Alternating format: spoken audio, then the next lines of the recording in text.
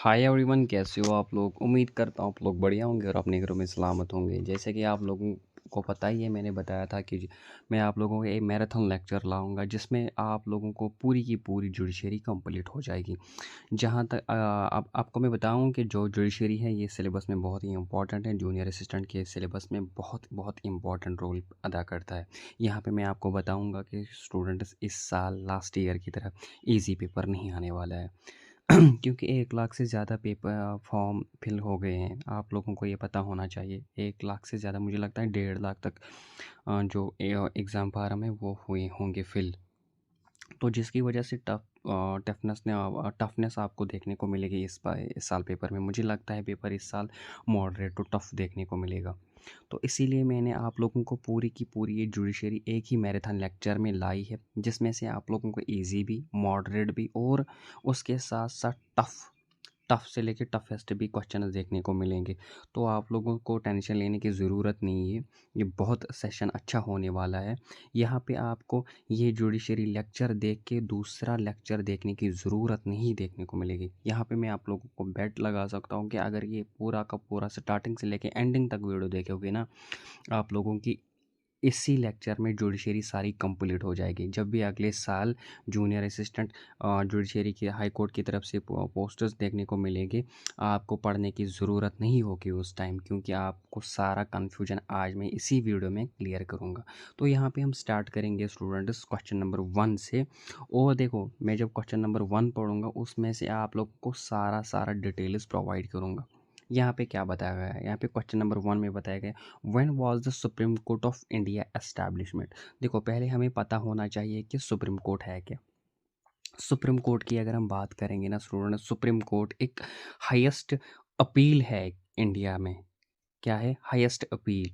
ये यहाँ पे देखो, पहले आता है सुप्रीम कोर्ट, फिर आता है हाई कोर्ट, फिर आता है सबऑर्डिनेट कोर्ट्स, फिर आते हैं सबऑर्डिनेट कोर्ट्स। एक एक करके हम सारा कुछ पढ़ेंगे। उस यहाँ पे मैं आप लोगों को नालसा भी पढ़ाऊँगा, उसके साथ साथ कमर्शियल जो बाकी फैमिली कोर्ट्स है सारा कुछ पढ़ाऊँगा। यहाँ पे हम बात करेंगे स्टूडेंट्स, यहाँ पे आप लोगों को पता होना चाहिए कि जो सुप्रीम कोर्ट है ये कहाँ से हमने बारो किया है। ये बारो किया है हमने यूएसए से। क्या किया, कहाँ से किया है?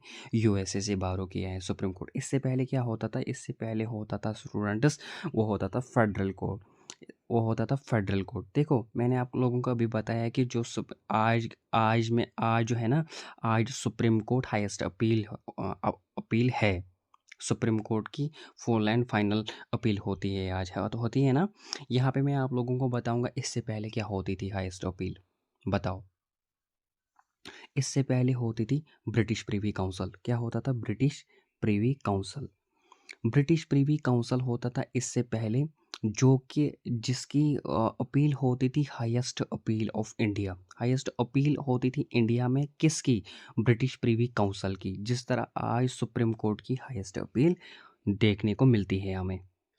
अगर हम बात करेंगे ना स्टूडेंट्स, अगर हम बात करेंगे सुप्रीम कोर्ट किस आर्टिकल में आता है, ये आर्टिकल आता है 124 आर्टिकल में, जो हमें बताता है कि जो भी ऑर्गेनाइजेशन ऑफ सुप्रीम कोर्ट है, इंडिपेंडेंस जो भी इंडिपेंडेंट है, या इन शॉर्ट में आप बताओगे कि जो भी जुरिस्डिक्शन या पावर ऑफ सुप्रीम कोर्ट, ये हमें बताता है। ठीक, बहुत कुछ इसमें बताया गया है। लेकिन आप लोगों को अगर सुप्रीम कोर्ट के रिलेटेड कौन सा आर्टिकल आता है, वो आता है 124 आर्टिकल। अगर हम बात करेंगे कहाँ से कहाँ तक, 124 आर्टिकल से लेके 147 तक आर्टिकल तक सिर्फ सुप्रीम कोर्ट के रिलेटेड बताए गए हैं। ये किस पार्ट में मेंशन किया गया है? ये पार्ट 5 में मेंशन किया गया है। फिर से बता रहा हूँ, सुप्रीम कोर्ट ऑफ इंडिया जो है ये आर्टिकल 124 में बताया गया है। कहाँ तक? 147 तक। किस पार्ट में? पार्ट 5 में। ठीक। 28 28 28 जनवरी 28 जनवरी 1950 में एस्टैब्लिशमेंट ऑफ सुप्रीम कोर्ट हुआ है। तो है कोई इस ऑप्शन में? ऑप्शन बी इसका राइट आंसर है। यहाँ पे मैं आप लोगों को बताऊंगा। देखो स्टूडेंट्स, क्या होता था इससे पहले। अभी की हम बात करेंगे ना। अभी इस टाइम जो है सुप्रीम कोर्ट में कितने जजेस है? 34 जजेस है। 34 34 जजेस है, जिसमें से आप लोगों को इंक्लूड होता है one chief justice of India, ठीक, जिसको हम CJI बोलते हैं। ये आप लोगों को पता होना चाहिए। देखो, जो चीफ जस्टिस होता है उसको अपॉइंट कौन करता है, आप लोगों को हर किसी को पता होगा, प्रेसिडेंट ऑफ इंडिया। लेकिन क्या आप लोगों को पता है इन कंसोलिडेशन किसके साथ होते हैं वो? अगर प्रेसिडेंट सीधा करता है, लेकिन अब अगर उसको राय की ज़रूरत होगी कि किसको अपॉइंट करना चाहिए, तो किससे राय लेंगे? बताओ मुझे, है किसी को पता? देखो, यहाँ पे मैं आप लोगों को स्टूडेंट्स बताऊंगा कि कंसोलिडेशन किसके साथ होता है। जो कंसोलिडेशन होते हैं ना, वो होते हैं जजेस ऑफ सुप्रीम कोर्ट, जजेस ऑफ सुप्रीम कोर्ट, और उसके साथ साथ होता है जजेस ऑफ हाई कोर्ट। ये कंसोलिडेशन होते हैं किसके? चीफ जस्टिस ऑफ इंडिया के, ठीक। ये किस आर्टिकल में बताया गया है कि जो अपॉइंटमेंट ऑफ चीफ जस्टिस है ना, ये आर्टिकल किस आर्टिकल में बताया? Article 124 class class 2।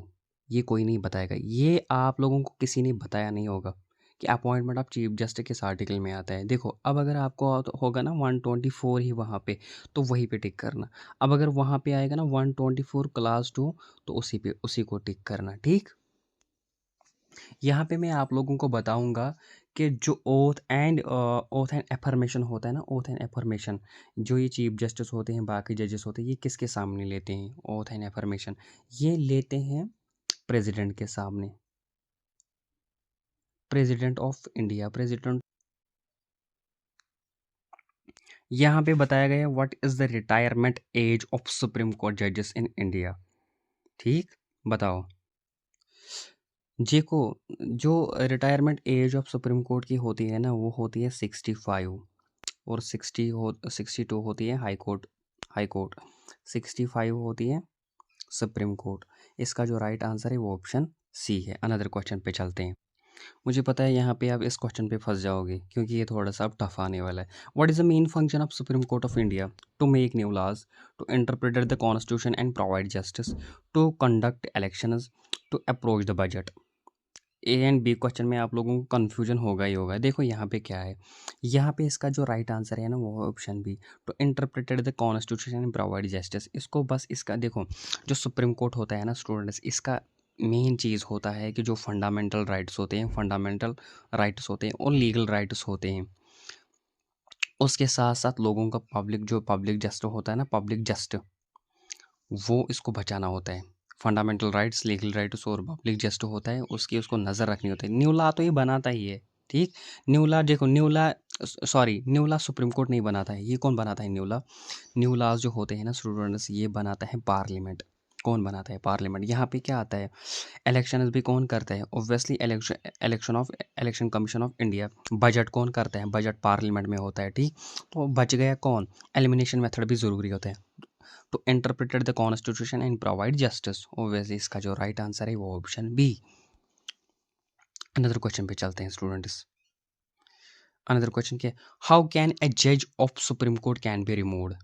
देखो, यहाँ पे मैं आपको लोगों को बताऊंगा, जो सुप्रीम कोर्ट का जज होता है ना, ये हाई कोर्ट का जज, इसका रिमूवल प्रोसेस क्या होता है? देखो, पार्लियामेंट में बिल पास करनी होती है।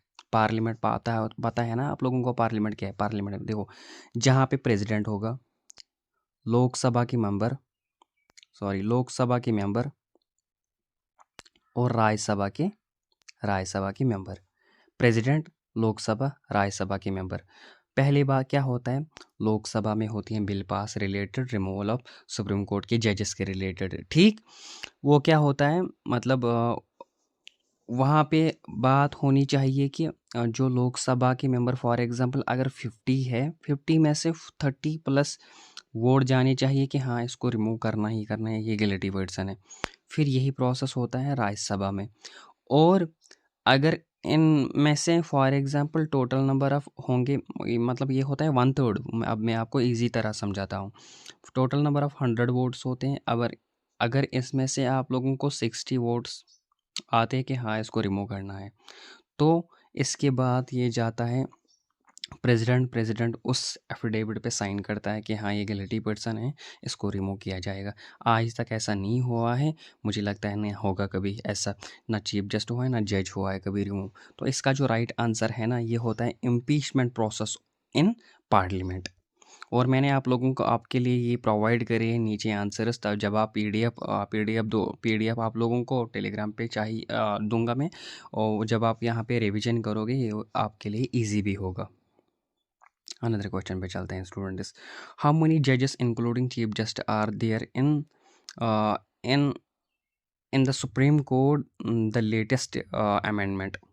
देखो जो लेटेस्ट अमेंडमेंट हुआ ना, इसमें बता बता रहा है कि जो चीफ जस्टिस के साथ टोटल नंबर ऑफ जजेस कितने हैं सुप्रीम कोर्ट में। इसका जो राइट आंसर है बताओ, इसका जो राइट आंसर जो मैंने अभी आप लोगों को बताया है ऑप्शन सी 33। जो 33 जजेस है ना, ये अदर जजेस है, अदर जजेस। उसके साथ साथ अगर हम इंक्लूड की बात करेंगे ना, इंक्लूड की बात करेंगे वो कितने आते हैं 34। इंक्लूड एक होता है chief justice of India, chief justice of India. Another question पे चलते हैं।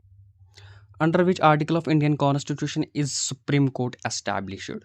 देखो ये मैंने आपको अभी बताया है कि 124 आर्टिकल वो बोलता है कि जिसमें हमें जो एस्टैब्लिशमेंट ऑफ सुप्रीम कोर्ट होते हैं उसको एस्टैब्लिश किया जाता है, ठीक। अनदर क्वेश्चन पे चलते हैं। अनदर क्वेश्चन क्या है, यहाँ पे मैं आप लोगों को इंपॉर्टेंट बात बताऊंगा। देखो पहले होते थे, पता है आप लोगों को पहले कितने होते थे जब सुप्रीम कोर्ट बना ना, सुप्रीम कोर्ट जब बना पहले होते थे स्टूडेंट्स 8 जजेस। कितने होते थे 8 जजेस सुप्रीम कोर्ट के, ये मैं भूल गया था। जिसमें से आप लोगों को एक होता था चीफ जस्टिस, एक होता था चीफ जस्टिस। फिर जब 2019 में अमेंड हुआ था, 2019 में अमेंड हुआ है जिसमें बताया गया है 33 अदर जजेस होंगे और 1 चीफ जस्टिस होगा, वो होंगे 24 टोटल नंबर। ये इंपॉर्टेंट है। The supreme court of India has which type of jurisdiction. Jurisdiction means होता है कि आप जो हाई कोर्ट का पावर है वो कहाँ तक है, ठीक। ऑब्वियसली ऑल ओवर जो इंडिया है, जो सुप्रीम कोर्ट का जुरिस्डिक्शन है वो हर कहीं पे है, ये अपना हाथ हर कहीं पे फैला सकता है, ठीक। यहाँ पे मैं आप लोगों को बताऊंगा क्या original jurisdiction, appellate jurisdiction, advisory jurisdiction, all of the above. यहाँ पे मैं आप लोगों को बताऊंगा। पहले जो इम्पोर्टेंट दो है ना, ए एंड बी, ये इंपॉर्टेंट है। जो ओरिजिनल जुरिस्डिक्शन होता है स्टूडेंट्स, जब पहली न्यू अपील होती है ना, उसको हम बोलते हैं जुरिस्डिक्शन, ठीक। अपीलेट जुरिस्डिक्शन देखो क्या होता है। फॉर एग्जांपल अगर आप लोगों के पास केस है, आप गए हाई कोर्ट के पास, हाई कोर्ट ने जो फैसला दिया स्टूडेंट्स, क्या दिया फैसला, वो आपके हक में नहीं गया, आप उससे सहमत नहीं हो, ठीक। आप उससे सहमत नहीं हो, आप गए सीधा सुप्रीम कोर्ट के पास। सर मैंने ये केस किया है, मैंने ये फाइल डाली थी हाई कोर्ट में, उसने फैसला दिया है, मैं उसके साथ सहमत नहीं हूँ। बात क्या है, सुप्रीम कोर्ट करेगा रिव्यू, कॉल करेगा इसको, मीनस रिव्यू के लिए ऑर्डर देगा कि आप रिव्यू करो इस केस को, फिर से देखो। मीनस ये यहाँ पे इसको हक रखता है, अपील करेगा। क्या करेगा किसको, हाई कोर्ट को। सुप्रीम कोर्ट कौन, सुप्रीम कोर्ट करेगा हाई कोर्ट को अपील कि इस केस को फिर से देखने की कोशिश करें आप। तो इसको हम बोलते हैं अपीलेट जुरिस्डिक्शन। तो देखो बहुत सारे देखो जो रिट है ना, रिट जुरिस्डिक्शन, जितने सुप्रीम कोर्ट के पास जुरिस्डिक्शन है, ठीक, मीन्स जो टाइपस है, टाइपस की बात बोल रहा हूँ मैं, उतने हाई कोर्ट के पास भी है। ओरिजिनल जुरिस्डिक्शन हाई कोर्ट के पास भी है, सुप्रीम कोर्ट के पास भी, एपेलेट हाई कोर्ट, ठीक। अब बात करेंगे हाई कोर्ट। देखो हाई कोर्ट क्या करेगा, यहाँ पे हम हाई कोर्ट की बात करेंगे। हाई कोर्ट का क्या करेगा। अब अगर आपने कहीं पे सबॉर्डिनेट कोर्ट में अपील की है, ठीक, मजिस्ट्रेट कोर्ट, बाकी कोर्ट्स जो होते हैं, उससे आप सहमत नहीं हो, आप सीधा जाओगे हाई कोर्ट।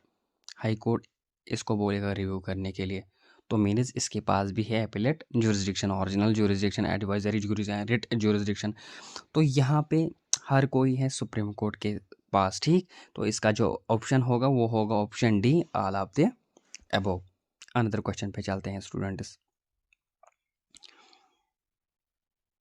क्वेश्चन क्या है, क्वेश्चन बोलता है the supreme court is guardian of which document.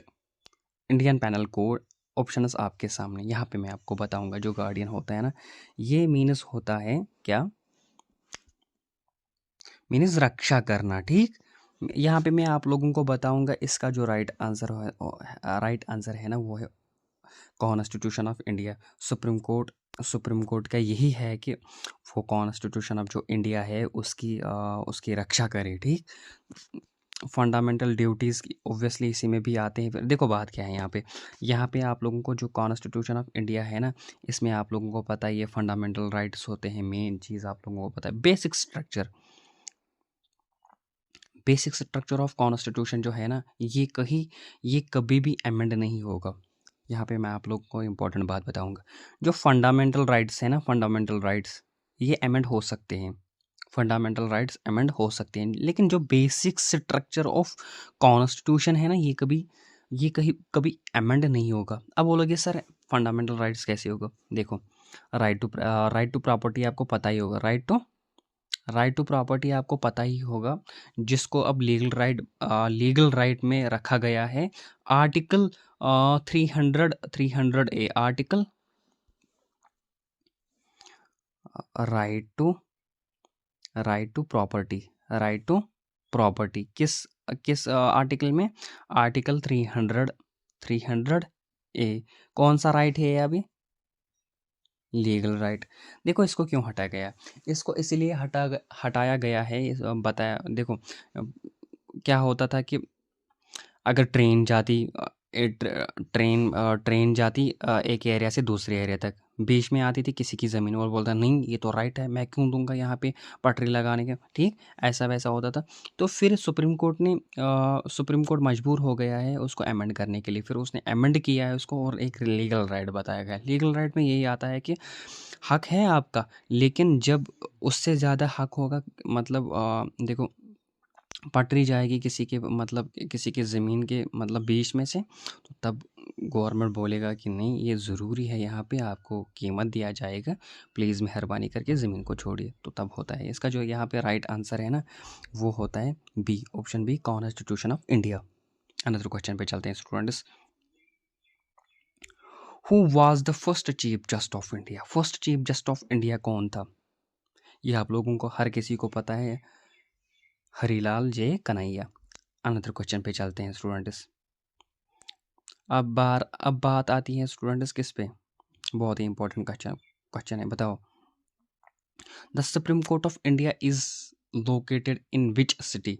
बताओ कहाँ पे है ये लोकेटेड? ये हर किसी को पता है, ये न्यू दिल्ली में है।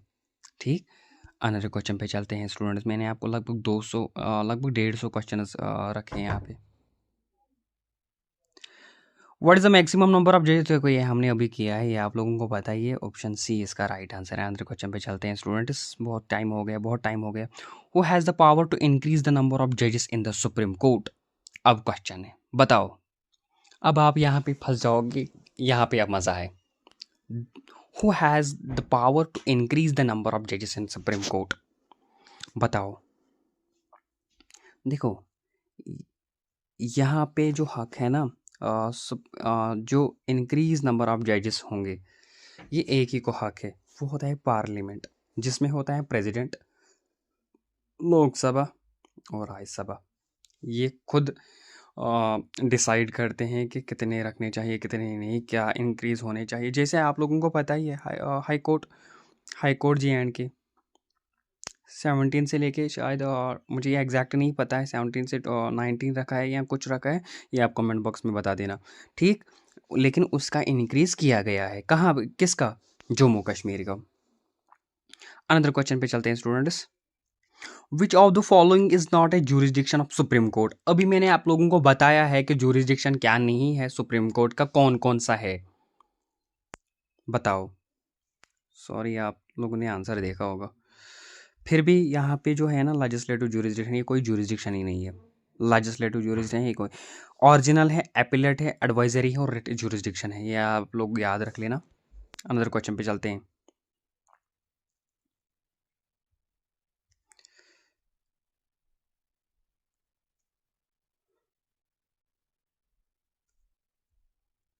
देखो students, question number 15, under which article does the supreme court have power to review its own judgment. अब यहाँ भी बात है, जब किसी भी ज़रिए या किसी भी रिलेटेड होगा केस या कोई भी चीज़ होगा फंडामेंटल राइट्स के रिलेटेड या कोई भी चीज़ होगा, कोई भी चीज़ जो सुप्रीम कोर्ट ने किया होगा गलत, ठीक। अब उसको लगता है कि हाँ मैंने गलत किया है, वो क्या करेगा, वो रिव्यू करेगा अपने ही उस जजमेंट को, अपने ही उस अपील को रिव्यू करेगा। और ये किस आर्टिकल में हमें देखने को मिलता है, आर्टिकल 137। आर्टिकल 137, इसका जो राइट आंसर है वो है ऑप्शन बी, ठीक।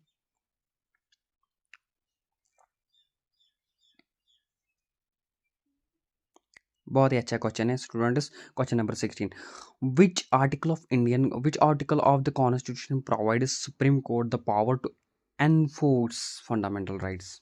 सीधा बात, नो बकवास। आर्टिकल 32। आर्टिकल 32 क्या बोलता है, आर्टिकल 32 बोलता है, पहली बात तो ये आप लोगों को आता है रिट्स के रिलेटेड, फंडामेंटल राइट्स के रिलेटेड। अब अच्छे से हम इसको एक्सप्लेन करेंगे। आर्टिकल 32 बताता है, अगर किसी व्यक्ति के कोई भी फंडामेंटल राइट्स या लीगल राइट्स वायलेट हो जाएंगे, क्या हो जाएंगे, वायलेट, आप अपील करोगे सुप्रीम कोर्ट में, अपील कर सकते हो सुप्रीम कोर्ट में, सर सरकार हमारी जो राइट्स हैं ये वायलेट हो रहे हैं, आप इसकी कृपया करके आप इस पे ध्यान दीजिए। तो ये किस आर्टिकल में आता है स्टूडेंट्स, आर्टिकल 32 में। आर्टिकल 32 में यही पे मैं आप लोगों को बताऊंगा, नहीं सॉरी, आगे मैं आप लोगों को हाई कोर्ट में वो बताऊंगा। अनदर क्वेश्चन पे चलते हैं। यहाँ पे मैं इससे पहले बताया ना मैंने आप लोगों को, ओरिजिनल जो ज्यूरिसडिक्शन है ना सुप्रीम कोर्ट का, ये किस आर्टिकल में आता है, ओरिजिनल ज्यूरिसडिक्शन आता है 131 आर्टिकल में। 131 आर्टिकल में, ये बहुत इंपॉर्टेंट क्वेश्चन है। 131 आर्टिकल आता है कि ओरिजिनल जो ज्यूरिसडिक्शन है सुप्रीम कोर्ट का वो एक्सप्लेन किया गया है आर्टिकल 31 में। आर्टिकल 32 में क्या बताया गया, आर्टिकल 32 में, जो आर्टिकल 32 है ना 132, इसमें बताया गया है जो एपेलेट ज्यूरिसडिक्शन है, क्या है एपेलेट ज्यूरिसडिक्शन, किसका, ऑफ सुप्रीम कोर्ट का, ये एक्सप्लेन किया गया है, ये याद रख लेना। फिर से बता रहा हूँ, आर्टिकल 131 में बताया गया है जो ओरिजिनल ज्यूरिसडिक्शन है सुप्रीम कोर्ट का, एक्सप्लेन किया गया। आर्टिकल 132 में बताया गया है कि जो एपेलेट ज्यूरिसडिक्शन है सुप्रीम कोर्ट का, और ये मैंने आप लोगों को एक्सप्लेन किया है, ठीक। यहाँ पे एक और इम्पोर्टेंट बात, जो जुडिशल ये होते हैं ना एपेलेट ज्यूरिसडिक्शन, देखो जो एपेलेट ज्यूरिसडिक्शन होते हैं ना सुप्रीम कोर्ट के, ये एक्सप्लेन किए गए हैं दो आर्टिकल्स में। अगर आप लोगों को बताया गया है ना स्टूडेंट्स कि जो कॉन्स्टिट्यूशनल केसेस हैं, appellate jurisdiction of supreme court in constitutional cases की अगर हम बात करेंगे, तो ये किस आर्टिकल में बताया गया, ये आर्टिकल बताया गया है आर्टिकल 132। अगर आपको बताया गया है कि dash dash provides for the appellate jurisdiction of supreme court in civil cases, देखो अगर appellate jurisdiction of supreme court आएगा ना रिलेटेड सिविल केसेस, क्या आएगा, सिविल केसेस, वो किस आर्टिकल में वो आएगा, आर्टिकल देखो appellate jurisdiction supreme court civil cases ये आएगा 133। इसी तरह आएगा 134 क्रिमिनल, ये तीन इंपॉर्टेंट है, याद रख लेना, ठीक। देखो स्टूडेंट्स, आर्टिकल 13 जो है ना ये भी इम्पोर्टेंट है। ये बताता है कि अगर ये मीन्स अगर कोई भी फंडामेंटल के साथ छेड़छाड़ी करेगा ना, जो कि फॉर एग्जांपल वो लॉ बनाएगा जो फंडामेंटल राइट्स को वायलेट करता है, और ऊपर से वो लॉ होगा अनकॉन्स्टिट्यूशनल, तो किसी भी कोर्ट के पास ये अधिकार है कि उसको इनवैलिड और नल का जो न इनवैलिड और नल बता सकता है, मीन्स उस लॉ को वो रद्द कर सकता है, ठीक। स्टूडेंट्स, अनदर क्वेश्चन है, another which are the following writs can not be issued by supreme court. मैंने आपको इससे पहले भी बताया कि रिट्स कौन कौन सा सुप्रीम कोर्ट और हाई कोर्ट का नहीं होता है, क्योंकि हाई कोर्ट पढ़ा नहीं है हमें। 5 तरह की रिट्स हैं जो सुप्रीम कोर्ट क्या बोलते हैं, इशू कर सकता है। आपको पता ही है, हैबेस कॉर्पस है, मैंडामस है, सर्शियरी और प्रोहिबिशन है। जो ऑर्डिनरी ये नहीं है, यहाँ पे ऑर्डिनेंस ये नहीं है हमें, ये भी मैं आप लोगों को एक्सप्लेन करूँगा, लेकिन हाई कोर्ट का जब हम टॉपिक उठाएंगे। यहाँ पे हम अनदर क्वेश्चन पे चलते हैं students. Who was the first female जज of supreme court of India. ये आप लोगों को पता ही है, जो ये हैं, ये है फातिमा बीवी, और ये मुस्लिम भी थी, ठीक। अनदर क्वेश्चन पे चलते हैं students. The supreme court advices the supreme court under which article. बहुत ही इंपॉर्टेंट क्वेश्चन है, बताओ। The supreme court advices the president under which article. इसका जो राइट आंसर है वो ऑप्शन बी, 143 आर्टिकल में ये बताया गया है कि जो सुप्रीम कोर्ट है ये एडवाइस ले सकता है किसी भी रिलेटेड, चाहे वो फंडामेंटल राइट्स वायलेट होंगे या कोई भी अनकॉन्स्टिट्यूशनल चीज़ होगा, उससे ये एडवाइस ले सकता है।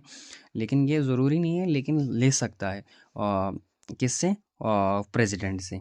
अनदर क्वेश्चन पे चलते हैं। What is the tenure of supreme court of जजेस।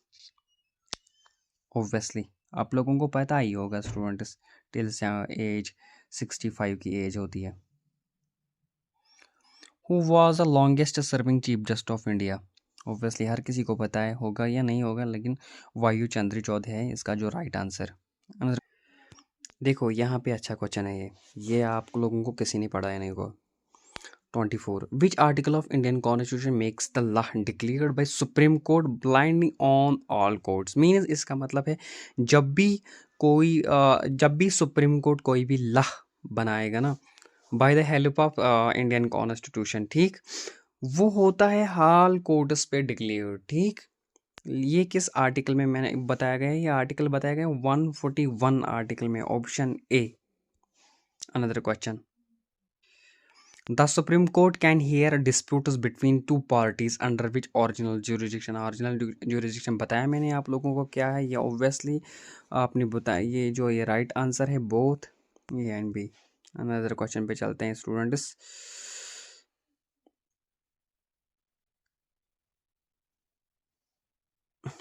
विच is the highest judicial authority in India. बताओ, जुडिशियल अथॉरिटी जो है वो ऑब्वियसली है हाई कोर्ट, उसके सॉरी सुप्रीम कोर्ट है, उसके बाद है हाई कोर्ट, फिर आते हैं डिस्ट्रिक्ट कोर्ट, फिर आते हैं लोक अदालत।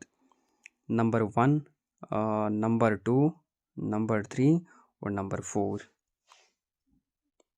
Under which part of the Indian constitution of judiciary system is established. Obviously part जो 5 होगा ऑब्वियसली इसका है। आप लोगों को मैंने बताया कि 124 आर्टिकल में भी ये सुप्रीम कोर्ट के रिलेटेड आता है, ऑब्वियसली ये उसी आर्टिकल और उसी पार्ट में भी मेंशन किया गया है। अंदर क्वेश्चन पे चलते हैं। The Indian judiciary follows which type of system. 3 tyre है कहीं पे, हाँ, 3 टायर सिस्टम। अंदर क्वेश्चन पे चलते हैं। सॉरी यहाँ पे मैं आप लोगों को बताऊंगा, आप बोलोगे 3 टायर है क्या। देखो 3 tyre means supreme court, high court और सबऑर्डिनेट कोर्ट्स ये ही होते हैं 3 टायर। ये कोई बड़ा नहीं था, लेकिन समझने की ज़रूरत होती है यहाँ पे। यहाँ पे बात आती है हाई कोर्ट की। हाई कोर्ट में बताया गया है, देखो क्या बताया गया है कि which article gives high court the power to issue writs. Obviously 226 article बताता है कि जो हाई कोर्ट है, हाई कोर्ट के पास ज़्यादा पावर होता है रिट्स को इशू करने के लिए, ठीक। यहाँ पे मैं आप लोगों को बताऊंगा, अब मज़ा आएगा। रिट्स हाई कोर्ट 5 तरह के करता है। हैबस कॉर्पस, मैंडामस, ठीक, सर्शियरी है, और जो प्रोहिबिशन है, ठीक। ये इस तरह के 5 होते हैं जो हाई कोर्ट इशू करता है रिट्स। अब हम एक एक करके एक्सप्लेन करेंगे। पहली बात, यहाँ पे जो राइट आंसर है वो आर्टिकल बी है। देखो स्टूडेंट्स, यहाँ पे बात आती है, पहले हम बात करेंगे हैबस कॉर्पस। हैबस जो हैबस कॉर्पस है, अब मैं शॉर्ट में लिखता हूँ, आप समझ लेना। टू मे हैव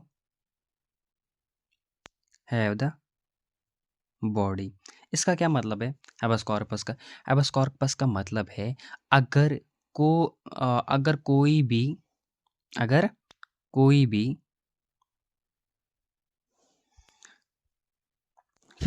कोई भी व्यक्ति जो इल्लीगली जेल में बंद है या उस पे इल्ज़ाम लगाए गए हैं, क्या अगर कोई भी व्यक्ति इल्लीगली जेल में बंद है या वो इल्लीगली उस पे इल्ज़ाम लगाया गया है तो ये आता है हैबस कॉर्पस में। किस में आता है? हैबस कॉर्पस में। तो वहाँ पे उसके पास है ताकत कि वो रिट कर सकता है हाई कोर्ट में और अपने आप को छुड़ा सकता है। अब बात आती है मैंडामस। क्या आती है? मैंडामस। मैंडामस मैंडामस मीन्स वही कमांड, वही आप याद रख लेना ये, वही कमांड। इसका मीनिंग क्या है? इसका मतलब है कि अगर सुप्रीम कोर्ट या हाई कोर्ट को लगे कोई पर्सन अपनी ड्यूटी पूरी नहीं कर रहा है, पूरी नहीं कर रहा है, क्या क्या कहता है? मैंडामस। मैंडामस कहता है, यहाँ पे हम हाई कोर्ट की बात करेंगे, अगर कोई पर्सन अपनी ड्यूटी पूरी नहीं कर रहा है तो तब हाई कोर्ट एक्शन ले सकता है उसके खिलाफ। ठीक, ये आता है किसमें? मैंडामस में। Mandamus means free command. अब बात आती है क्यू वारंटो। क्यू वारंटो की अगर हम बात करेंगे, ठीक, क्यू वारंटो की अगर हम बात, ये आता है quo warranto means by what authority, by what authority. अगर कोई फेक डॉक्यूमेंट लगा के वो गवर्नमेंट जॉब कर रहा है या कोई भी वो इनलीगल एक्टिविटी कर रहा है तो उसको हाई कोर्ट बोलता है बाय व्हाट अथॉरिटी, आपको किसने दिया है ये हक? ठीक, तो तब भी वो हाई कोर्ट उसको ले सकता है और फिर जो हाई कोर्ट चाहेगा उस पे कर सकता है। लेकिन यहाँ पे आता है quo warranto means by what authority. Fake document अगर कोई सबमिट करेगा कहीं भी इनलीगली, चाहे गवर्नमेंट जॉब में या कहीं पे भी। अब आते हैं प्रोहिबिशन। टू फॉरबिट यहाँ बोलेंगे हम टू स्टॉप, टू फॉरबिट यहाँ बोलेंगे हम टू स्टॉप। अब बात आती है प्रोहिबिशन की। जो प्रोहिबिशन आता है ना, इसको हम बोलते हैं टू फॉरबिट, यहाँ बोलते हैं हम टू स्टॉप। इसमें होता है फॉर एग्जांपल अगर जो लोअर कोर्ट होते हैं ना, लोअर कोर्ट, ये होते हैं ट्रिब्यूनल। ट्रिब्यूनल भी मैं आपको पढ़ाऊंगा। ट्रिब्यूनल कोर्ट जो होते हैं, अगर जो अपना ये जुरिस्डिक्शन ट्रिब्यूनल कोर्ट पे चलाएगा ना, ठीक, ये ज़्यादा ही उस पे जुल्म करेगा। ठीक, या ट्रिब्यूनल कोर्ट करेगा काम कोई भी वैसा किसी भी जो व्यक्ति होगा। ट्रिब्यूनल कोर्ट्स में फैमिली कोर्ट्स आते हैं, ये मैं आप लोगों को आगे पढ़ाऊंगा। यहाँ पे अगर कोई ट्रिब्यूनल कोर्ट क्या करेगा, ट्रिब्यूनल कोर्ट किसी भी व्यक्ति पे वो जुरिस्डिक्शन चलाएगा, मतलब जो जो उसके पास पावर नहीं है, मीन्स अगर वो कानून में नहीं है वो भी लागू करेगा किसी बंदे पे। तो तब इस पे जो बाकी हाई कोर्ट होता है, हाई कोर्ट क्या करेगा, उसको उसको रोकेगा वो करने से कि भाई ये जुरिस्डिक्शन के अंडर नहीं आता है, ये आप नहीं कर सकते हो। तो ये आता है प्रोहिबिशन के अंदर। अब हम सर्शिरारी की बात, वो आता है to be certified. To be certified means क्या? अब हम बात करेंगे सर्शिरारी टू बी सर्टिफाइड। देखो, अब अगर जो ये ट्रिब्यूनल कोर्ट्स है ना, ये कोई भी ला चलाएगा जो कॉन्स्टिट्यूशन ऑफ इंडिया में इनलीगल होगा तो उस पे बोलेंगे कि अरे नहीं, ये तो इनलीगल है, ये आप नहीं चला सकते, उसको नल एंड अवॉइड कर सकते हैं। कौन? हाई कोर्ट या सुप्रीम कोर्ट। ठीक, लेकिन यहाँ पे हाई कोर्ट की बात हो रही है तो यहाँ पे हाई कोर्ट ही करेगा। तो इसका जो राइट आंसर है यहाँ पे, विच article gives high court power, ये आप लोगों को पता ही है, आर्टिकल 226 है इसका राइट आंसर। अनदर क्वेश्चन पे चलते हैं। देखो, अनदर क्वेश्चन पे चलते हैं। ये क्वेश्चन क्वेश्चन तो ठीक है, लेकिन यहाँ पे जो स्टूडेंट्स ऑप्शन में थोड़ी सी गड़बड़ी है, यहाँ पे मैं आपको समझाऊंगा। Which of the following court deals with criminal courts as at the district level. देखो, जो डिस्ट्रिक्ट लेवल होती है ना, वो क्रिमिनल के साथ कौन आता है बताओ? जो आता है स्टूडेंट्स, वो आता है chief judicial magistrate court. Chief judicial magistrate court जो होता है वो क्रिमिनल कोर्ट्स के साथ जो होता है डील करता है। ठीक, कौन? Chief judicial magistrate courts district level से। यहाँ पे मैं आप लोगों को बताऊंगा अच्छे से। देखो, यहाँ पे हम अच्छे से करेंगे इसको। पहले आता है सुप्रीम कोर्ट, फिर आता है हाई कोर्ट, फिर आता है हाई कोर्ट। हाई कोर्ट में हाई कोर्ट दो में डिवाइड होता है, दो में डिवाइड होता है। एक होता है, देखो ये जो होते हैं ना, यहाँ से आते हैं, यहाँ से आते हैं, सॉरी यहाँ पे मैं आप लोगों को अच्छे से समझाऊंगा। हाई कोर्ट, सुप्रीम कोर्ट को छोड़ो, हाई कोर्ट का हम बताएंगे। यहाँ पे आते हैं फिर सेशन कोर्ट्स, क्या आते हैं, सेशन कोर्ट्स। यहाँ आते हैं डिस्ट्रिक्ट कोर्ट्स, यहाँ आते हैं डिस्ट्रिक्ट कोर्ट्स। इसके दो दो टाइप्स होते हैं, इसके दो टाइप्स होते हैं। एक होता है सिविल साइड और होता है क्रिमिनल साइड। एक होता है क्रिमिनल साइड। इसमें जो होता है, देखो सिविल साइड के सिविल साइड होता है ना, इसमें आते हैं सबऑर्डिनेट कोर्ट्स। क्या आते हैं, सबऑर्डिनेट जज कोर्ट। क्या आते हैं, सबऑर्डिनेट जज कोर्ट। और इसमें आते हैं chief judicial magistrate court, chief judicial magistrate court. और इसके नीचे जो आता है ना, इसके नीचे आता है स्टूडेंट्स, क्या आता है, judicial magistrate court, judicial magistrate court. इसकी court high court, high court में आते हैं सबऑर्डिनेट कोर्ट्स, यहाँ आते हैं डिस्ट्रिक्ट कोर्ट्स, याद रख लेना आप। यहाँ पे हम बात यहाँ पे एक्सप्लेन करेंगे हम। यहाँ इसमें आते हैं सिविल साइड,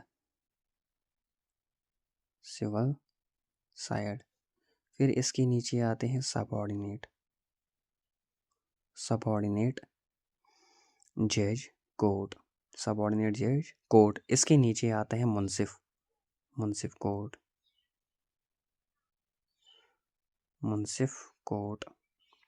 यहाँ पे क्या आता है, यहाँ पे आता है क्रिमिनल, क्रिमिनल साइड।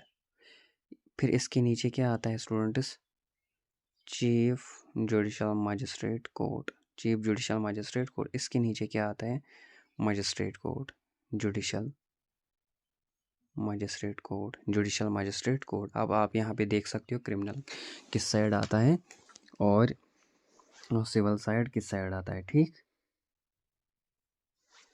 ये आपको याद, अगर कोई स्क्रीनशॉट भी उठा सकते हैं वो उठा सकते हैं students.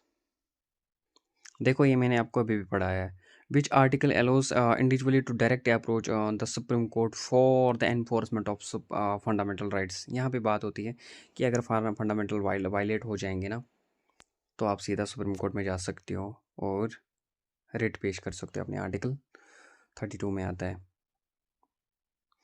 Which is the first state और to establish a high court. आप लोगों को पता ही है कौन सा होगा, वेस्ट बंगाल है राइट आंसर इसका।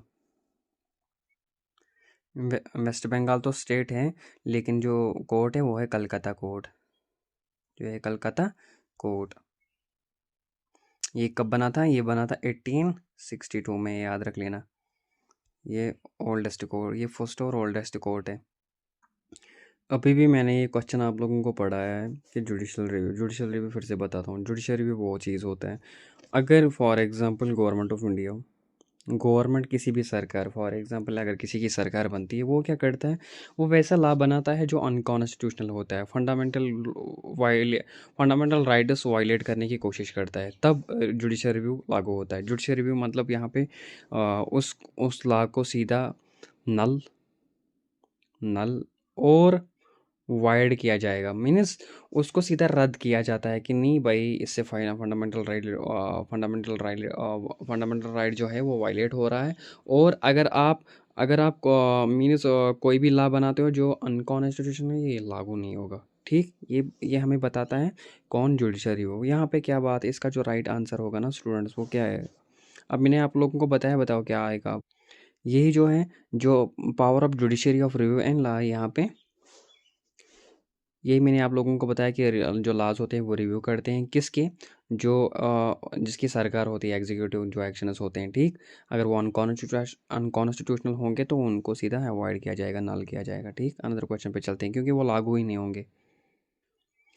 Judicial review is derived from which principle. आप लोगों को मैंने बताया है, सीधा जिसको पता होगा अभी वो सीधा बोलेगा rule of law. Another question में चलते हैं।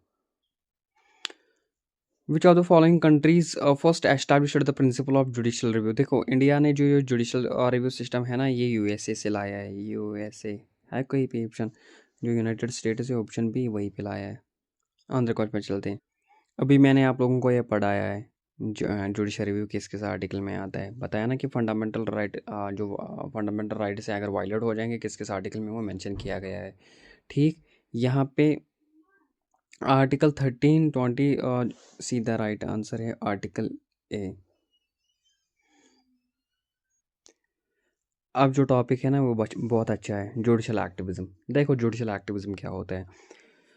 जब भी किसी भी स्टेट में बनती है ना गवर्नमेंट, वो आप लोगों को पहले वादा करती हैं कि आप मुझे कामयाब करो, मैं आप लोगों को वो दूंगी, या वो दूंगा, ये दूंगा, ऐसा दूंगा, गवर्नमेंट जॉब्स दूंगा, प्रोवाइड फ्री स्कीम्स करूंगा, ये बहुत सारा कुछ करूंगा। मैंने झूठे में फंसाते हैं हमें लोगों को। ठीक, तब क्या होता है कि तब यहाँ कोई भी प्रॉब्लम होती है कि गवर्नमेंट उस पर ध्यान नहीं देता है। फॉर एग्ज़ाम्पल, अगर किसी एरिया में बहुत टाइम से बिजली बंद है, मैं अब मिसाल बोल रहा हूँ, या वाटर की कमी है, या उस चीज़ की कमी है जो, या मतलब डेली डेली लाइफ में ज़रूरी है। ऑब्वियसली वाटर भी है, बिजली भी है, या मीन्स कोई भी चीज़ हो गया, डिजिटल डिजिटल के रिलेटेड टावर सिस्टम होगा, कोई भी चीज़ जिससे आप ज़िंदा रहते हो। ठीक, आपकी लाइफ में उससे इम्पैक्ट पड़ता है। अगर वो नहीं होगा मीन्स तब वो गवर्नमेंट उस पर ध्यान नहीं देती है, तब जुडिशल एक्टिविज्म एक्टिव होता है। ठीक, मीन्स मतलब अब गवर्नमेंट ने आप लोगों से यही वादा किया है कि आप मुझे कामयाब करो, मैं 1 लाख गवर्नमेंट जॉब दूंगा। ठीक, आप समझ सकते हो ना कि मैं बोलना क्या चाहता हूँ। ठीक, किसी भी स्टेट या सेंटर में बोलेगा कि मुझे आप कामयाब करो, मैं आप लोगों को वो दूंगा, ये दूंगा, फिर जब वो सरकार बनती है, वही झूठे वादे करके उस पे एक्शन लेता है।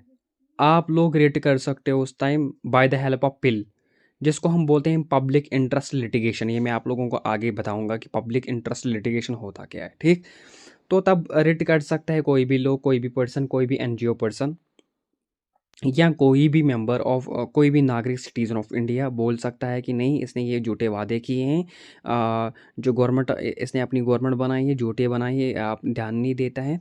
तब सुप्रीम कोर्ट, या अगर सेंटर में होगा सुप्रीम कोर्ट लेगा, अगर स्टेट में होगा तो हाई कोर्ट एक्शन लेगा इसके लिए। तो इसको हम बोलते हैं जुडिशल एक्टिविज्म। यहाँ पे क्या बात है, what is the main objective of judicial activism, मैंने आप लोगों को बताएगा, आप लोगों को आप ये क्वेश्चन आना चाहिए। Actively interpreted laws for public welfare. बताओ इसका जो राइट आंसर क्या।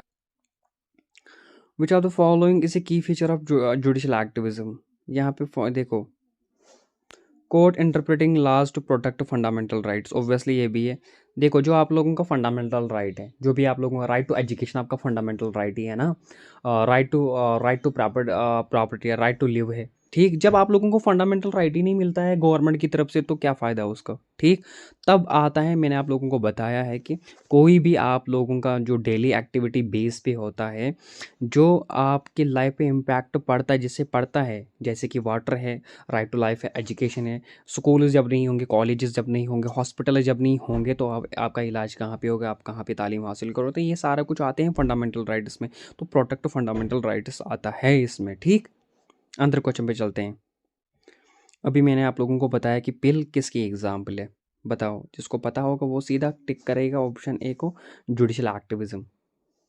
अंदर क्वेश्चन पे चलते हैं स्टूडेंट्स। अब बात आती है PIL, what is the full form of PIL. मैंने आप लोगों को भी बताया कि पिल की फुल फॉर्म क्या है। सीधा आता है option B, public interest litigation. देखो पब्लिक इंटरेस्ट लिटिगेशन क्या है, अभी भी मैंने आप लोगों को देखो बात किया है यहाँ पे कि जो पिल होता है, पिल होता क्या है, अच्छे से हम यहाँ पे जूम करके बताऊँगा। देखो आप लोगों के राइट अब वॉयलेट हो रहे हैं, अब आप लोगों को गवर्नमेंट ने धोखा दे दिया है। ठीक, उन्होंने सरकार बनाई है, अब वो बोल रहे हैं कि आप लोगों के वादे पूरी नहीं हो रहे, जो आपके फंडामेंटल राइट्स है वो आप तक पहुंचते नहीं है। ठीक, अब क्या बात आती है, अब किस ज़रिए से आप हाई कोर्ट या सुप्रीम कोर्ट जाओगे, मेन चीज़ होती है पिल, यानी पब्लिक इंटरेस्ट लिटिगेशन, जिसको हम दूसरा नाम बोलते हैं स्टूडेंट्स क्या, SAL, SAL, social action litigation. Social action litigation तीसरा नाम भी है इसी का, जिसको हम बोलते हैं SIL, social interest litigation, social interest litigation या सोशल एक्शन लिटिगेशन, या बोलते हैं क्लास एक्शन लिटिगेशन। अच्छे से मैं ये लिख के रखूँगा यहाँ पे। पिल, पिल, दूसरा क्या है, सोशल एक्शन लिटिगेशन। तीसरा क्या है, ये फुल फॉर्म आ सकते हैं, इसी के लिए मैं आप लोगों को पढ़ा रहा हूँ, प्लीज़ समझिए। SIL, क्योंकि इससे पहले आया है PIL, what is the full form of PIL, ठीक। SIL, इसके बाद क्या आता है, CAL, public interest litigation, social action litigation, social interest litigation और क्लास एक्शन लिटिगेशन। अब बात क्या है यहाँ पे, जब गवर्नमेंट धोखा करती है पब्लिक के साथ, फंडामेंटल राइट्स आप तक पहुँचते नहीं हैं, वायलेट हो रहे हैं फंडामेंटल राइट्स, ठीक। मीन्स जो भी आपको लीगल राइट्स हैं, जो भी फॉर एग्जांपल कोई भी राइट है आप तक पहुँचता नहीं है, जो आपने गवर्नमेंट ने वादा किया आप लोगों के साथ वो पहुँचता नहीं है।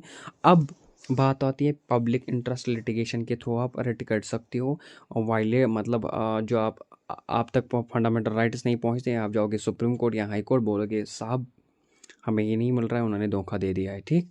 तो इसका हम बोलते हैं पब्लिक इंटरेस्ट लिटिगेशन। ये बहुत बड़ा सा टॉपिक है, अगर एक्सप्लेन करेंगे तो फिर एक ही टॉपिक दिन में ख़त्म होगा।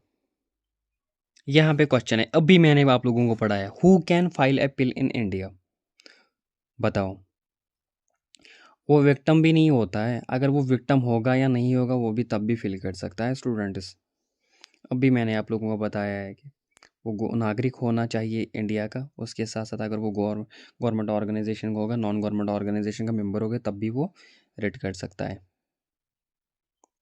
देखो आर्टिकल 32 है ना, ये 32 इतना ही है, इतना ही नहीं है कि हाँ बस रिट्स के लिए है, सुप्रीम कोर्ट के रिट्स के लिए है बस, इसमें बहुत सारा आता है। आर्टिकल 32 पढ़ना अच्छे से होना चाहिए, ठीक। जो यहाँ पे आता है ना आर्टिकल B32, यही होता है पिल के रिलेटेड भी, पिल के रिलेटेड भी। अगर हाई कोर्ट की बात होती तो 226 की रिलेटेड यहाँ पे बात आती। देखो ये इंपॉर्टेंट है, इस पे मुझे बहुत मतलब बहुत बड़ा, ये वेरी वेरी इंपॉर्टेंट क्वेश्चन है, वेरी वेरी इंपॉर्टेंट क्वेश्चन है, क्योंकि आ सकता है इस बार। विच जज is known as the pioneer of PIL in India. देखो ये जो है ना, इसको हम बोलते हैं फादर ऑफ पिल भी,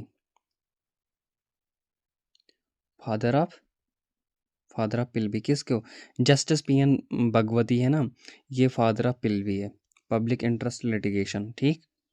यहाँ पे क्या है, PIL is mainly used for what purpose, किस पर्पस के लिए यूज़ होता है, प्रोटेक्टिंग पब्लिक इंटरेस्ट, बात खत्म। In which decade with the concept of PIL become popular in India, 1970 में, 1970 में जो पिल है ना, पिल का इंटरेस्ट ये पिल का ये आता ना इंटरेस्ट, ये आया था 1970 में, ठीक, इंडिया में।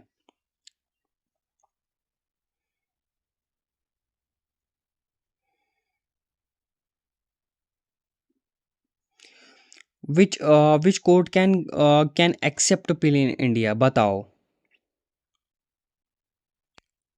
अभी मैंने आप लोगों को बताया है, both supreme court and high court.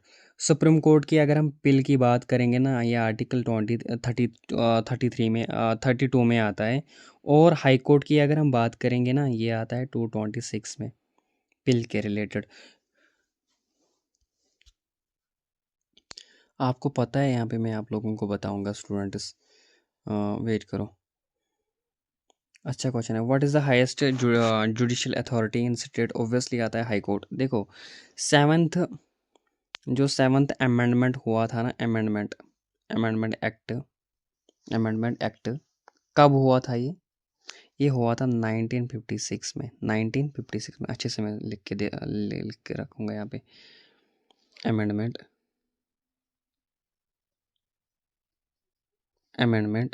7th 1956 act. इसमें क्या बताया गया है, इसमें बताया गया है कि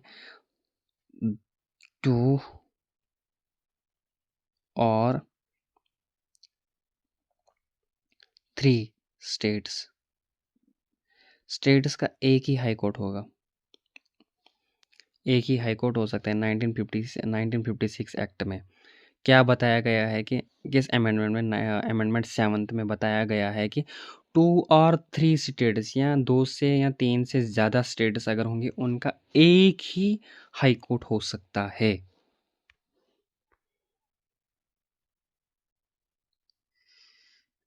अगर हम बात करेंगे अदर जजेस होते हैं हाई कोर्ट के, अदर जजेस किसके, हाई कोर्ट के, हाई कोर्ट इनको अपॉइंट कौन करता है बताओ?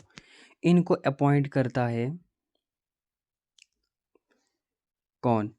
चीफ जो होता है ना, chief just of high court, chief just of high court, और होता है chief just of supreme court, और होता है chief just of supreme court, और होता है प्रेसिडेंट। सीधा तो प्रेसिडेंट करता है, लेकिन बात होती है क्या, कंसोलिडेशन। ठीक, यहाँ पे मैं आप लोगों को बताऊंगा स्टूडेंट्स, आर्टिकल जो है ना हाई कोर्ट के रिलेटेड, ये आता है 214 में बताया गया है पावर, जुरिस्डिक्शन, जो भी प्रोसीजर्स होते हैं ना, ये सारा कुछ आता है 214 में रिलेटेड जो या एस्टैब्लिशमेंट ऑफ हाई कोर्ट। अगर हम बात करेंगे ना कहाँ तक, 231 तक हाई कोर्ट के रिलेटेड ही सारे आर्टिकल्स हैं। किस पार्ट में मेंशन किया गया है? पार्ट VI में, याद रख लेना, इंपॉर्टेंट है। यहाँ पे एक और इम्पोर्टेंट बात बताऊँ मैं आप लोगों को। अगर हम बात करेंगे ना एडिशनल जजेस होते हैं किसके, हाई कोर्ट के, याद रख लेना, additional.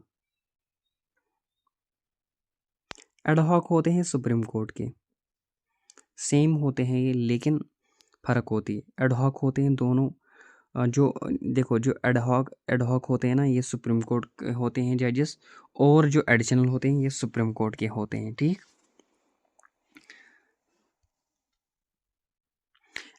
Acting chief just of जो होता है ना प्रेसिडेंट, एक्टिंग चीफ जस्ट होता है, इसको कौन अपॉइंट करता है? इसको सीधा प्रेसिडेंट अपॉइंट करता है। कौन करता है? प्रेसिडेंट।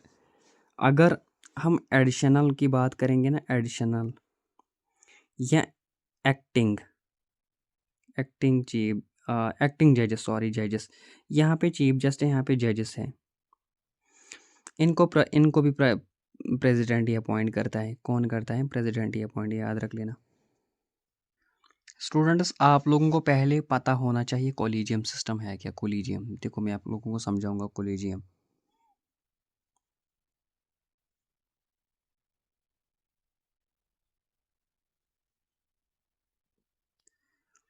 कोलिजियम सिस्टम है क्या? Collegium system means president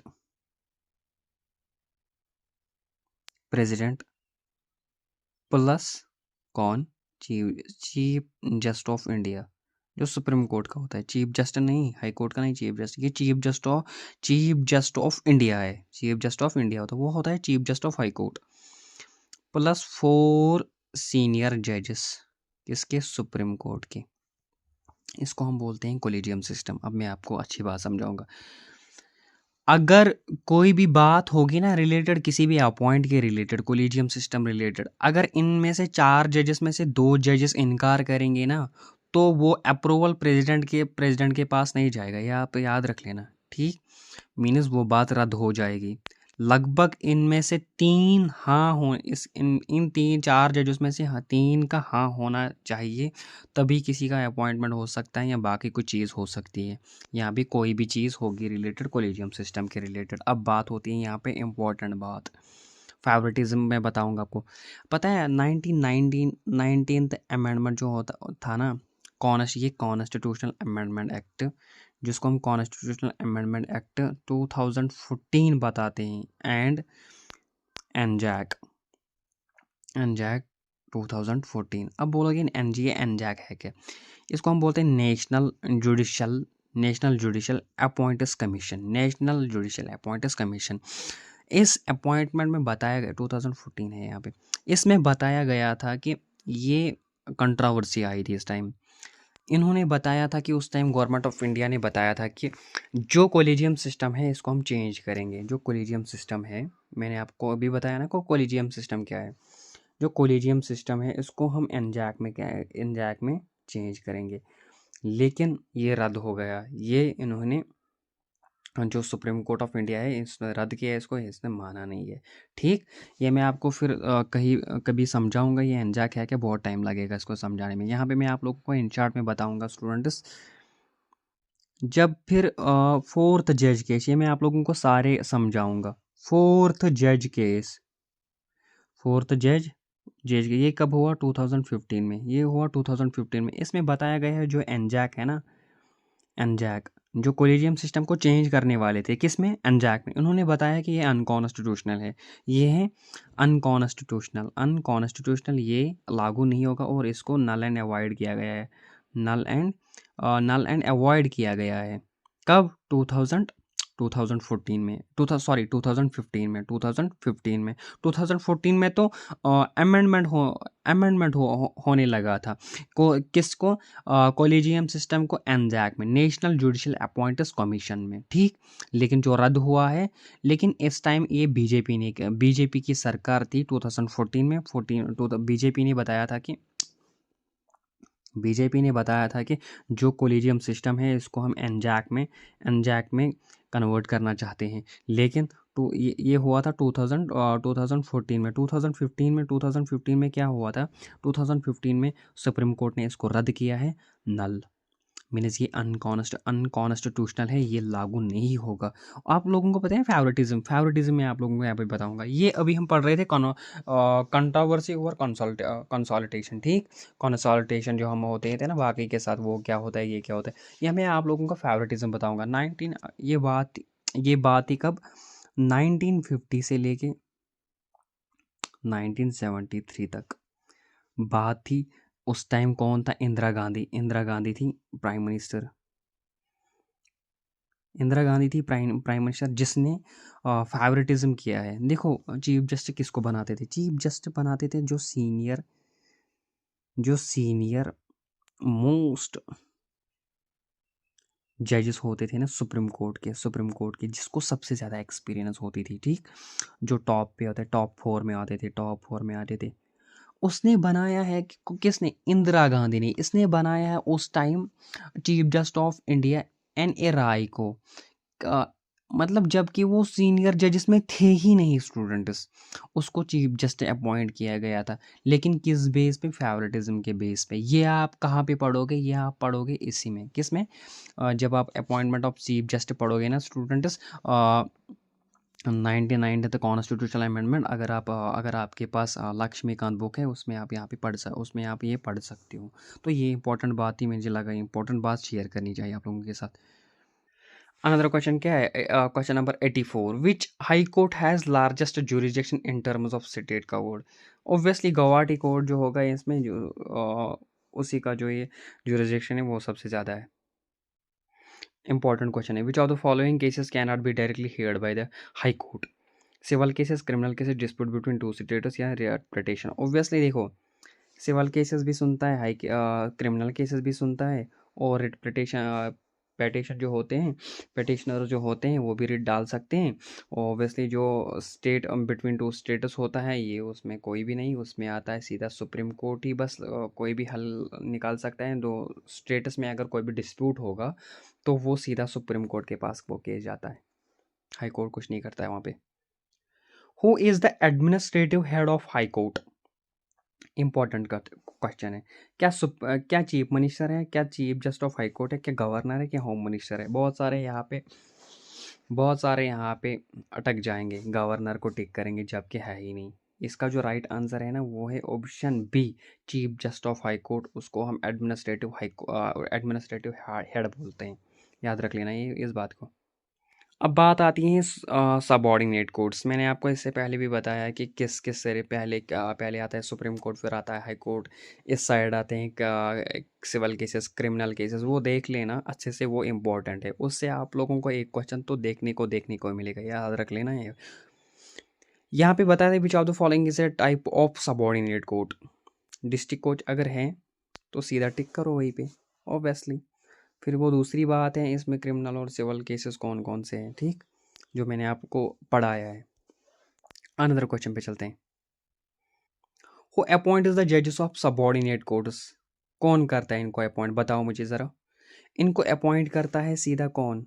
state governor. अगर यूटी होगी ना तब करता है एलटी, यानी लेफ्टिनेंट गवर्नर। अगर स्टेट होगी ना स्टेट, तब करता है कौन? सीधा गवर्नर। ये याद रखिए, इंपॉर्टेंट क्वेश्चन है, यहाँ पे आप अटक जा सकते हो। Subordinate courts works under the supervision of which court? देखो आप लोगों को मैंने बताया है, सुप्रीम कोर्ट, हाई कोर्ट और सबॉर्डिनेट कोर्ट्स। सबॉर्डिनेट कोर्ट्स, ये इसका बॉस है, ये इसका बॉस है, तो इसका क्या आएगा आंसर? ऑब्वियसली हाई कोर्ट आएगा ना। ये हाई कोर्ट के अंडर ही काम करता है, और हाई कोर्ट खुद अंडर करता है काम किसके? सुप्रीम कोर्ट के। सुप्रीम कोर्ट इस दोनों का बॉस है, तो यहाँ पे आएगा सीधा supreme court, high court. Sorry students, ये मैंने क्वेश्चन में से दो ऑप्शंस किए हैं, ये दोनों देखो हाईएस्ट कोर्ट होते हैं, highest court at district level होता है ना, ये दोनों होते हैं, सेशन कोर्ट और डिस्ट्रिक्ट कोर्ट दोनों एक ही कोर्ट होते हैं, याद रख लेना आप। ये मैंने आप लोगों को अभी पढ़ाया। विच of the following cases is handled by subordinate courts? बताया मैंने आप लोगों को, जो सबॉर्डिनेट कोर्ट होते हैं और ये डिस्ट्रिक्ट कोर्ट भी होता है, लेकिन अब अलग अलग वो कैटेगरी है, लेकिन सबॉर्डिनेट कोर्ट तो डिस्ट्रिक्ट कोर्ट ही आता है ना। ये बोलता है कौन कौन से के केसेस हैंडल करते हैं। Obviously civil cases, criminal cases, family cases, जो भी डिस्प्यूट होंगे कंज्यूमर का, लेकिन कंज्यूमर अलग है, कंज्यूमर मैं आप लोगों को बाद में बताऊंगा क्या है क्या। ऑल ऑफ द वो है इसका। ये अच्छा क्वेश्चन है। Which of the following courts comes under subordinate court? हर किसी को पता है, अभी मैंने जो आप लोगों को पढ़ाया है वो आप लोगों को याद रहना चाहिए। देखो जो ये है स्टेट में, ये है कंट्री में, ये है इंटरनेशनल, तो ये है डिस्ट्रिक्ट में। ठीक, बात खत्म।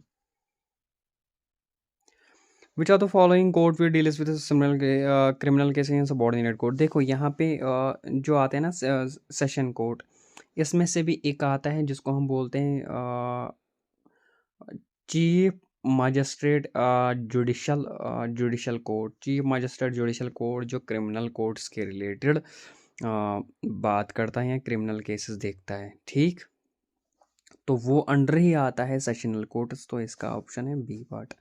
सिविल कोर्ट आप लोगों को मैंने आप लोगों को बताया, फैमिली कोर्ट भी उसी अंडर आता है, कंज्यूमर कोर्ट भी उसी अंडर आता है, तो बचा से sessional court. Sessional court district court होता है, और डिस्ट्रिक्ट कोर्ट के एक साइड से होते हैं सिविल केसेस, दूसरे होते हैं क्रिमिनल साइड, और जो क्रिमिनल साइड में आता है वो होता है चीफ मजिस्ट्रेट जुडिशल कोर्ट, वही देखता है क्रिमिनल बेस केसेस। बताओ which under which article of constitution do high courts have control over subordinate courts?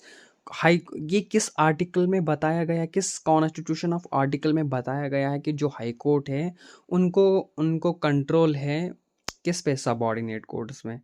पता होगा, आर्टिकल 235 यही बताता है स्टूडेंट्स।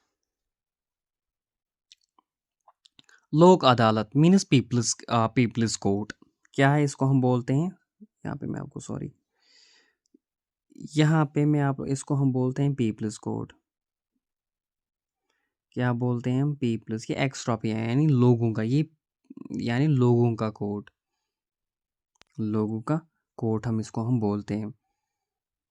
देखो लोक अदालत वो अदालत होती है अगर कोई भी केस इंसान बोलता है कि वो केस जल्दी से जल्दी होना चाहिए, विदाउट एनी कॉस्ट होना चाहिए, लेकिन सॉल्व जल्दी होना चाहिए, सामने सामने कोई भी। देखो इसमें बहुत सारे होते हैं, इसमें ये फ़ायदा होता है कि अगर दो पार्टीज़ होंगी, दो पार्टीज़ को मशवरा देते हैं कि अगर आपने ये गलत किया, आप ये गलत मत करो, ठीक।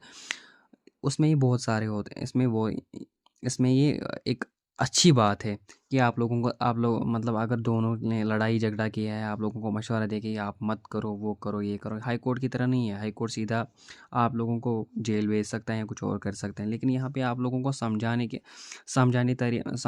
और समझा सकता है। यहाँ पे आप लोगों को समझाया जाएगा, ठीक, कि ये मत करो, वो मत करो। To provide quick and cost effective, मैंने आप लोगों को बताया कि यहाँ पे आप लोग अगर किसी के पास पैसा नहीं है तो यहाँ पे आप जा सकते हो, जल्दी कर सकते हो यहाँ पे। विच लॉ गवर्नर लोक अदालत इन? देखो यहाँ पे मैं आप लोगों को बताऊँगा, ये आएगा लीगल सर्विस अथॉरिटी 19, जिसको हम बोलते हैं नालसा। आपको मैं पढ़ाऊँगा नालसा। आप नालसा है क्या? देखो स्टूडेंट्स, नालसा वो चीज़ है,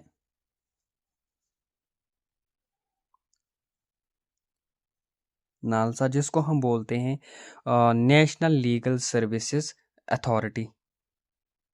national national legal services authority. ये किस आर्टिकल में आता है? ये आर्टिकल आता है आर्टिकल 39A। इसमें क्या है? इसमें फ्री लीगल एड प्रोवाइड करते हैं। फ्री लीगल एड मीन्स आप लोगों को इसमें बहुत सारी मदद मिलती है बाय द हेल्प ऑफ लोक अदालत। ये लोक अदालत के ज़रिए ही आता है। और इसमें आप लोगों को फ्री एड भी में देखने को मिलते हैं, जैसे कि जो भी हेल्प होगी ना रिलेटेड, किसी भी चीज़ के रिलेटेड, वो यहाँ पे आपको फ्री में मिलती है। स्टूडेंट्स, अगर हम बात करेंगे कि नालसा कब बना है, नालसा बना है स्टूडेंट्स, ये केम इनटू एग्जिस्टेंस आया है कब? 9 नवंबर 19 नवंबर 1995। देखो मैं आपको ऊपर ऊपर से ही बोलता हूँ, क्योंकि अगर हम गहरे से जाएंगे फिर बहुत टाइम लगेगा, और उतना टाइम नहीं है आप लोगों के पास। मैं आपको इंपॉर्टेंट प्रोवाइड करता हूँ। नालसा किस आर्टिकल में आता है? आर्टिकल 39A में आता है, आर्टिकल 39A में आता है। और ये कब बना है नालसा? ये बना है 19 नवंबर 1995 में ये एस्टैब्लिश हुआ है। आप लोगों को मैंने अभी भी बताया है कि क्रिमिनल कोड्स, क्रिमिनल जो केसेस हैं वो किस में आएंगे, लेकिन यहाँ पे बात आती है ये इस सिविल डिस्प्यूट्स, क्रिमिनल मैटर्स और इंसिडेंट जो एक्सीडेंट मैटर्स होंगे, ये सालू सालू करता है। ठीक, इसका जो राइट आंसर होगा वो है ऑप्शन बी। जो आप लोगों को क्रिमिनल केसेस मैंने आप लोगों को बताया वो किस कोर्ट में आते हैं। ठीक, अंदर क्वेश्चन पे चलते हैं। यहाँ पे आप लोगों को मैं लोक अदालत की बात बोलूँगा। यहाँ पे जो डिसीजन फुल एंड फाइनल, वो लास्ट फाइनल डिसीजन होता है। फिर उसके बाद अगर आप हाई कोर्ट में भी जाओगे ना, वो नहीं मानने वाले, क्योंकि आप लोक अदालत में गए तो गए। यहाँ पे decision are legally blinding and final, ये फाइनल होता है यार। उसके बाद आप हाई कोर्ट में नहीं जा सकते हैं, सुप्रीम कोर्ट में भी नहीं जा सकते, कोई कोर्ट भी नहीं कर सकता है कुछ। लेकिन ये बताया गया है, ये इतना इनको पावर दिया गया है, लेकिन ये समझाते हैं पहले। नहीं होगा सॉल्व तो ये फिर लास्ट फाइनल में आप लोगों को बताते हैं कि इसका केस का क्या होगा। अनदर क्वेश्चन पे चलते हैं। Which court is responsible for handling constitutional matters? आपको मैंने बताया है ऑब्वियसली सुप्रीम कोर्ट ही आएगा। सुप्रीम कोर्ट ही आप लोगों की कॉन्स्टिट्यूशनल मैटर्स हैंडल करता है। Which court mainly deals with family disputes like divorce and child custody? देखो यहाँ पे बात आता है चाइल्ड कस्टडी। अगर आप लोगों को पता ही ये रिसेंटली बना है कि कोई भी अगर बंदा जो 18 से एज कम होगा ना, कोई भी ऐसा वैसा करेगा तो उसको चाइल्ड कस्टडी में लाते हैं। और यहाँ पे बात आती है स्टूडेंट्स, जो भी डाइवोर्स का मसला होता है या फैमिली डिस्प्यूट्स होते हैं, ऑब्वियसली ये फैमिली कोर्ट ही हासिल यहाँ पे सॉल्व करती हैं। ठीक, यहाँ पे इजी सा क्वेश्चन है, क्वेश्चन नंबर 6 कि प्रोटेक्ट कंज्यूमर्स राइट जो होते हैं वो कौन करता है? Consumer rights, consumer court obviously. Which court handles environmental disputes in India? देखो अगर एनवायरमेंटल डिस्प्यूट्स के रिलेटेड कोई भी चीज़ होगा, इसके रिलेटेड अलग कोर्ट है जिसको हम बोलते हैं नेशनल ग्रीन ट्रिब्यूनल कोर्ट। ठीक, अभी मैंने आप लोगों को ये कोड समझे, ये क्वेश्चन समझाया। विच of the following code does not following the lengthy code procedures? ये नहीं वो उतना इतना मानता है, आप लोगों को आमने सामने समझाता है। इसका फिक्स डेट होता है, याद रख लेना, इसका फिक्स डेट होता है। ये आप लोगों को हाई कोर्ट में बताया जाता है कि एक नोटिस में कि अब लोक अदालत लगने वाली है, कृपया करके ये केस इस दिन चालू हो जाएगा, आपको बुलाया जाता है। ठीक, आप लोगों को इससे पहले ही एप्लीकेशन डालनी पड़ती है कि हमारा ये केस है। फिर वो वहीं से हाई कोर्ट की वेबसाइट पे बताया जाता है कि अब इस बार जो ये है लोक अदालत चलने वाली है इस डेट पे, कृपया करके ये केसेस सॉल्व होने जा रहे हैं। तो ये एक ही दिन में चलता है, एक ही दिन में सारा ख़त्म होता है, आपको समझाते हैं, ये बात ख़त्म। इसका जो ऑब्वियसली मैंने आप लोगों को बताया ये लोक अदालत ही होता है। आप लोगों को पता है सुप्रीम कोर्ट से भी ज़्यादा केसेस या हाई कोर्ट से भी ज़्यादा केसेस डिस्ट्रिक्ट कोर्ट में ही फिल किए जाते हैं। इसका जो राइट आंसर है वो है ऑप्शन, इसका वो है ऑप्शन यानी डिस्ट्रिक्ट कोर्ट में सबसे ज़्यादा कोर्ट्स जो होते हैं ना वो फिल और सॉल्व किए जाते हैं। तो स्टूडेंट्स देखो ये था आज का सेशन। पीडीएफ आप लोगों को मेरे टेलीग्राम चैनल पे प्रोवाइड टेलीग्राम पे टेलीग्राम की लिंक आप लोगों को मैं डिस्क्रिप्शन में दूंगा, कमेंट बॉक्स में भी दूंगा। ठीक, ये पीडीएफ आप लोगों को वहीं पे मिलेगा, जिसमें इसमें आप लोगों को आंसर भी दिए गए हैं। आंसर मैंने इसीलिए लिखे क्योंकि बहुत सारा था, 110 क्वेश्चंस थे। तो मैंने सोचा आप लोगों को इससे फ़ायदा मिलेगा, अच्छा सा फ़ायदा भी मिलेगा, क्योंकि अब जब आप एक एक क्वेश्चन देखोगे, मेरी वीडियो जो देखोगे आप, उससे आप लोगों को रिवाइज़ हो जाएगा। ये याद रख लेना, स्टार्टिंग से लेकर एंडिंग तक वीडियो देखने की कोशिश करें, इससे आप लोगों को बहुत ही बेनिफिट मिलेगा। ये याद रख लेना। जब भी कोई भी जुडिशरी के रिलेटेड कोई भी क्वेश्चन आएगा ना, वो मेरे ही इस मैराथन लेक्चर में आएगा। आप लोगों से मैं वादा करता हूँ, मैराथन लेक्चर, इसके बाद आप लोगों को जुडिशरी के रिलेटेड कोई भी क्वेश्चन पढ़ने की ज़रूरत नहीं होगी। ये मैं आप लोगों को बता रहा हूँ। देखो, ट्रिब्यूनल्स के रिलेटेड, ट्रिब्यूनल कोर्ट्स के रिलेटेड मैं आप लोगों को बताऊँ, जो हुआ था ना 42th अमेंडमेंट 1976 में बताया गया है कि दो तरह के ट्रिब्यूनल्स आएंगे, जो अलग अलग आर्टिकल्स में आएंगे। आर्टिकल जो 323 आर्टिकल जो है ना, ये आपको रिलेटेड किसके रिलेटेड है? एडमिनिस्ट्रेटिव ट्रिब्यूनल जो होगा ना, एडमिनिस्ट्रेटिव ट्रिब्यूनल जो आएंगे, सेंट्रल एडमिनिस्ट्रेटिव ट्रिब्यूनल और स्टेट ट्रिब्यूनल। अच्छे से यहाँ पे दिखाऊंगा मैं आप लोगों को। आर्टिकल क्या 323A, ये किसके रिलेटेड है? एक तो है एडमिनिस्ट्रेटिव ट्रिब्यूनल्स, दूसरा है ये सेंट्रल एडमिनिस्ट्रेटिव ट्रिब्यूनल्स, तीसरा क्या है? State administrative tribunals. ये किसके रिलेटेड आता है? आर्टिकल 323 में बताया गया है। आर्टिकल 323B में बताया गया है कि जो भी अदर ट्रिब्यूनल्स हैं उसको मेंशन किया गया है। ये इतनी सी बात है आर्टिकल के रिलेटेड। अगर इसको एक्सप्लेन करेंगे हम फिर बहुत टाइम लगेगा। आप इतना ही याद रख लेना कि आर्टिकल 320A में आता है कि जो एडमिनिस्ट्रेटिव ट्रिब्यूनल्स हैं, सेंट्रल एडमिनिस्ट्रेटिव ट्रिब्यूनल्स और स्टेट एडमिनिस्ट्रेटिव ट्रिब्यूनल्स, उनको मेंशन किया गया है आर्टिकल 23। ये इतना ही आएगा वहाँ पे। और आर्टिकल 323B में अदर ट्रिब्यूनल्स को मेंशन किया गया है। तो स्टूडेंट्स, ये था आज का सेशन।